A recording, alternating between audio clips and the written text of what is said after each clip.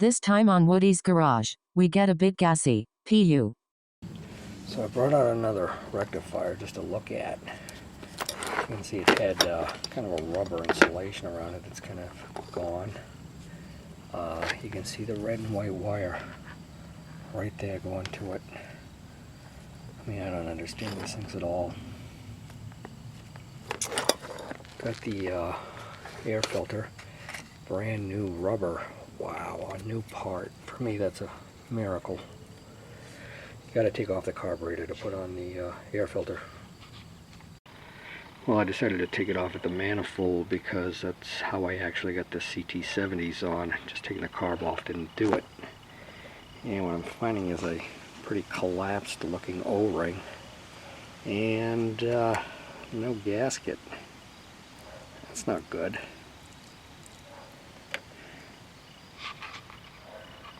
Does it need a gasket? I think it does. Alright, I couldn't find a gasket, so I might have to make one. And look at that O-ring. I mean, it's just pushed completely in there. It still might be doing its job, I don't know. Put some oil on it to see if I can pop it out of there and maybe fluff it up and get some of the shit off of this manifold. And in the meantime, I've got to actually look up and make sure that it needs a gasket here. I can't remember, but I think it does. Well, that ain't much of an O-ring. It's rather flat, isn't it? Yeah, let's give it a little love. Okay, I gotta look up and see if it needs a gasket.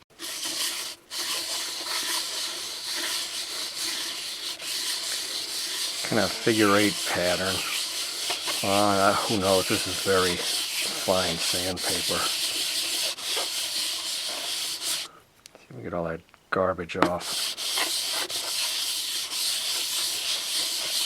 Yeah, we traced it and cut it out, approximate shape.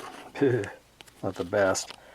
And I got places for the screw holes. I use a punch to get those out. And we kind of got a guess on the center hole, I guess. Okay, I use a punch like this usually, but I have used this. This is an antenna, like a car antenna.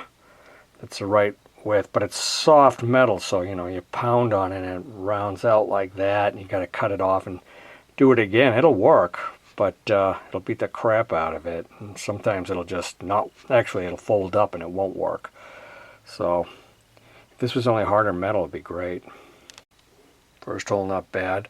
So what I'm doing is I put it down and I tap it straight down, then I kind of go like this and tap it around so it gets all the edges.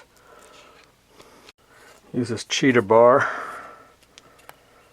put a little edge on it, not much, just with a grinder. And that's what we got. Ain't perfect, but it'll work. Yeah. That's a lot cleaner. There was a lot of, I think there was some kind of adhesive holding that rubber, whatever it is, non-O-ring in there. I have O-rings, but I'm kind of reluctant to use them because I think maybe they'll be too big, but well, let me look. So we got the rubber in there. Stands just slightly proud in a couple of places, but I think the gasket will take up, you know, what it's lacking. And I had an old-timer tell me, now that I'm an old-timer I can pass this along, that if you grease a gasket, I give this a thin coat of grease, that it won't stick when you take it apart, you know, and then you can reuse it again. So, although I've tried it about 3 or 4 times, the 3 or 4 times I've tried it, I've never had to take it apart again, so I haven't been able to test that. But maybe in this time, we will be able to test it. Who knows? Hopefully not. Hopefully this will work and I won't have to take it apart. I'm going to clean up the manifold on the engine a little bit before I reassemble this. Trying to put the air filter on. I had this on the air filter first, the rubber boot. I'm going to try it on the carb first. This is a complete bitch to get on.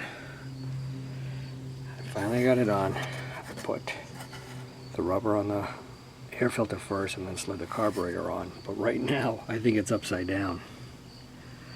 Why do I think it's upside down? Because the manifold doesn't line up at all. I knew it as soon as I put in the screw. Oh man, that was a fight too. Yeah, I think this is a drain, so it should point down or something. But then that would have to be on the other side, which doesn't make any sense.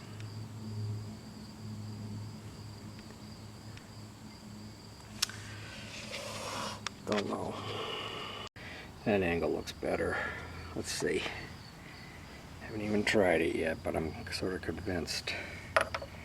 Yeah, that'll work. I think what screwed me up initially is I put the covers on the wrong sides, if they are in fact on the wrong sides.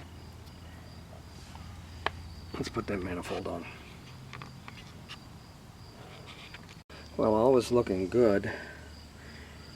Just about to bolt it up, and I notice it, like, you know, the petcock is jammed right against the air filter, and now it's leaking and doesn't look like the petcock shuts off. And, you know, that can't be right. You know, everything's lined up and everything. I've got a finger in the dike. Anyway, put this piece of gas line in. I took out all that other mumbo jumbo. It's just too much crap. But that air filter is going right against the petcock here, which, I mean, there should be some clearance there. I don't know why there's not. Ugh. Oh well. I'll have to think about this one. I'll compare the other air filter boxes that I have and see if there's a cutout or something like that in them that this one doesn't have. Well, here's the three I got. That's one I took off. This certainly goes to a CL90 because of the blue color. And that's probably another S90, but they all look exactly the same. I looked at my CL90 over here. Bear with me. And you could see that the petcock actually comes out on the front. Where the S90, it comes out on the back there. So, I'm thinking about maybe getting a new petcock. Maybe I can find one that comes out on the front like that. And the problem will be solved. Now here's one from the shop. What's it called? It's called 4-into-1 Motorcycle Parts. I bought a lot of parts from them, and they seem pretty good. This one has the down tube in front rather than behind, so this would actually work. They offer another one too. This one kind of looks like they're missing the spout on this one, and it doesn't look as good. Kind of the same thing though, you know. Now what's weird about this one, I just went out and looked at mine, is if you look at the back, you see it kind of has this bump here. You know, this rise. And on mine you can see that from the front, but on the front of this one you kind of can't see it. Yeah, it looks more like this one. I'm going to go double check one more time. I think I'm going to buy this one. It's $9. You know, I hate dealing with gasoline dripping. It just drives me nuts. See what I mean? That thing right there. So it'll clear. So I just ordered that petcock, and then I stumbled upon this. This is an early style S90 airbox, 64 to 65. And look at how different it looks. It's much narrower. Ha. But I don't think I'm gonna get this. It's like $60 shipped. Just like Jesus. I think with that petcock, that other airbox will work out. And we'll find out, and we'll yell and scream if it doesn't. Okay, back on the S90 this morning. I did some work that I did not videotape because I didn't quite know what I was doing. I want to get the wiring set up so that it works. I pulled the headlight off. I gave it a quickie paint job. I'm going to switch out this controller because it's a it's a turn signal. I actually have a low-high switch, but it's missing the switch there. But I do have one for this side, and I believe that this was the original side that they used to be on. So I have to do some work on it, and I'll show you exactly what I'm doing. There's a headlight. I gave the quickie paint job too. Yeah, it looks like crap. But so this is the clutch side control I want to use. You can see it's got the high-low, and it's got the horn on it too. And from everything I can tell, this is proper for a 64. Now, what I had to do was I had to make, this whole section was broken out of it. I'm not sure if I showed you that before, but I used JB Weld, and I got to file it down and, you know, put a slice through it, which I've already done, so that I can use this side. And the wires need to be threaded through the handlebars. So let me see if I can get this in some kind of presentable shape. Hopefully it'll be strong enough to hold the cable and the adjuster. Filing it, I broke it. Damn it. It's coming out good. Look, it's got the threads and everything for the adjuster. Well, the adjuster sort of stays in place there. I think I'll make it again. I'll make it on the bike so that I can actually, you know, set up the wiring and stuff like that. Well, that headlight should blend in with the rest of the ugliness. We fed the speedometer cable up through, and it just screws into the speedometer. You know, sometimes you look in these headlights and you see 8 million wires, but like these wires here are just indicators, just small bulbs that go into the speedometer up here. And I mean, if you minus them, you know, you only got 4 wires coming in, so it's not a big deal. It just looks like a lot. Let's get this old lever off. Grip off. And you see how the wires go through the handlebars. We're going to have to pull that through.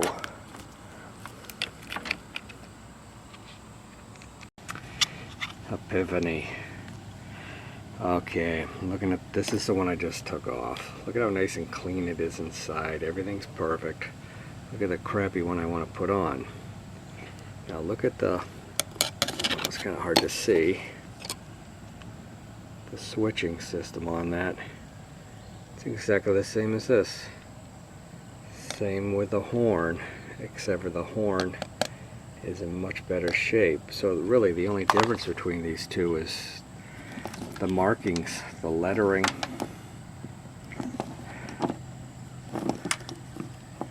The left and right as opposed to high and low. You know, low and high. I mean, I'm changing out for that with this broken thing. No, I'm going to put this one back on. My mistake. Boy, what a waste of time. I wish I knew this beforehand. The only difference is going to be that the old wires, the color coding is correct. And the cleaner one, the color coding is not the same. We got a light green and a light green. We got a brown and a gray. We got a blue and a blue. And then we got an orange and a white. There's going to be some guessing there. This had me kicking myself even more. I'm trying to get a wire threaded through here, through this sharp angle, and out. Was an agony. I mean, they put this little loop at the end there. Kind of helped it, like, you know, not get stuck on stuff. I tried both a coat hanger and some like fence mending wire. They weren't going, but I still don't have the wire through. I mean, I got one wire that's longer than everything else I was going to pull through first. I'm not quite sure how to approach this, but I'll show you the result because it's probably going to take a while. Well, actually I went through pretty good. Just tape things to the wire, tape the wires together at the end here, and put a little grease about halfway on the plastic sheathing so that it would slide, and it went right in much better than just a single wire. I know, could you beat that? And you can also see that there's a little drilled out hole there, and that's for this thing so that it's lined up right. That's on. Bars are tight. I'm thinking right now maybe I'll go back to the old grips instead of these that I put on a few years ago. They're already splitting anyway. One thing about the wire going through the bars, I was going to go in through the end, but they're plugged, so you can't. Yeah, I like that better. Got to get this one off. It's already falling apart, and this one I got to get out of the old throttle slide. I may have to heat it up, or sometimes I just get something thin screwdriver in there and get some oil in there and they'll decouple. Yeah, I had to fight it. I got a bump there that'll settle down. Sticking a screwdriver in there, but I think those look better and feel better too.